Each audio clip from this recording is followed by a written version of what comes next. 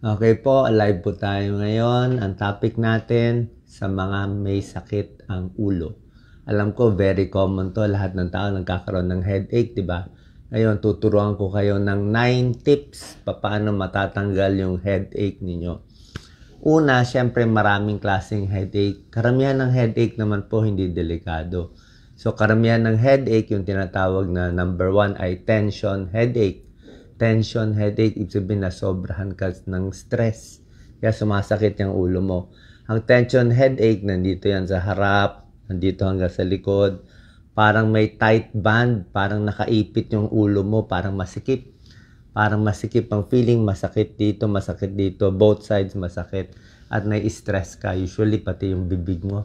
Parang lagi ka naka-close fist, pati ito naka-close. Kasi nga tension ka eh. So, pag tension headache, mamaya bibigay natin yung 9 tips. Meron din tinatawag na migraine headache. Migraine, mas masakit pa to. Migraine kasi usually one side. 70% of the time, isang side lang ang sumasakit, tsaka humihilab siya. Parang tumitibok. Yan, tapos ayaw mo ng masilaw, ayaw mo ng maliwanag. Yan ang migraine headache. Yung iba nagsusuka pa sa migraine headache. Meron din, kailangan ko rin sabihin, merong mga serious cause ng headache, yung sobrang sakit, ibang usapan na yon. Baka may mga hemorrhage yan sa utak, ayaw na natin yan. Yung brain tumor, iba rin yun, talagang patindi na patindi. Pero itong tinuturo ko for 99% of people, tension headache, migraine headache, pwede na po ito sa inyo. So, 9 tips natin ha. Number 1, kung gusto niyo mabilis matanggal, pwede naman mag-pain reliever kung gusto niyo. Pero usually, hindi ako nagpe-pain reliever. Pero pwede naman kung sobrang sakit. Let's say sa 1 to 10 ang sakit. Ang sakit ay 5 na. O, masakit na yon. Pwede ka uminom ng paracetamol. Kahit paracetamol, simpleng acetaminophen or paracetamol, 500 mg. Hindi lang yan pang lagnat. Pang kirot din yan sa katawan, pati headache. So, pwedeng paracetamol, very safe, 500 mg. 2 times, 3 times a day, pwede na yan.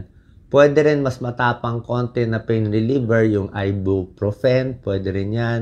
Or naproxen, yan yung mga generic name. Ibuprofen, naproxen, mga mefenamic acid. Kaya lang, after meals lang, dapat kumain ka muna para hindi humapdi ang tiyan. Ang paracetamol, kahit walang laman ng tiyan, okay lang eh. Second tip, pwede mo i-massage ang tension headache. Okay? Usually, minamassage mo yan dito sa temporal area.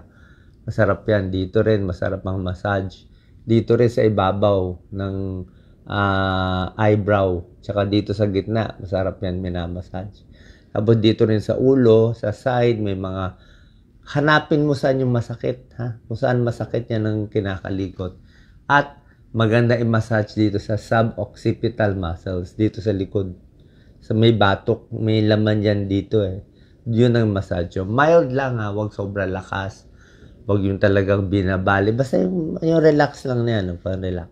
Pwede mo lagyan ng mga kung ano, white flour or ano pa gusto mo ilagay ng mga oil para at least ma-relax ka. Number 3, para mawala yung headache, pumunta sa matahimik na lugar at malamig. Okay? Relax, quiet, cool, dark area. Pwede dyan. Tapos, pwede mo stretch ang leg mo. Yan. Stretch mo. Yan. O, stretch. Mga 5 seconds dapat. Sa taas, konti lang ha. Wag sobra tingala. Hindi masama po sobra tingala. Baka masira itong carotid natin. Mga ganyan lang. Tapos mga stretches, pwede ganyan sa ulo. Ganyan stretch. Dahan-dahan lang. Kasi tense ka na dahan-dahan. After massage, maganda mag-stretch. Number 4 tip, pwede ka matulog. Okay? Pag natulog, daanin mo sa tulog. Pwedeng siesta, pwedeng tulog sa gabi, pagising mo, relax ka na. Tsaka yung mga iniisip mo, lahat ng problema, kaaway, pera, lahat yan alisin mo. Kasi pag meron kang panic attack, meron kang anticipation anxiety, nag-anticipate ka may masamang mangyari. Tulad ko, minsan may panic attack tayo, minsan may anxiety din tayo, 'di ba? So, pag ganyan, iwas tayo. Okay, sa mga ganito. Nap and relax. Number 5, inom ng tubig. Yan, inom tayo ng tubig. Okay? Kasi pag dehydrated ka, sasakit din ang ulo mo. Maraming headache, hindi natin alam, dehydration lang. Kaya, inom ng tubig. May tinatawag na fasting dehydration. Let's say, hindi ka uminom buong gabi. Tapos, iinom ka ngayon. So, kailangan hindi ka dehydrated. Number 6 tip, pag maliwanag, lalo na kung migraine, ayaw mo na liwanag. Actually, anything. Ayaw mo masilaw. So, pwede ka mag-sunglass o magtago ka sa madilim at relax na lugar.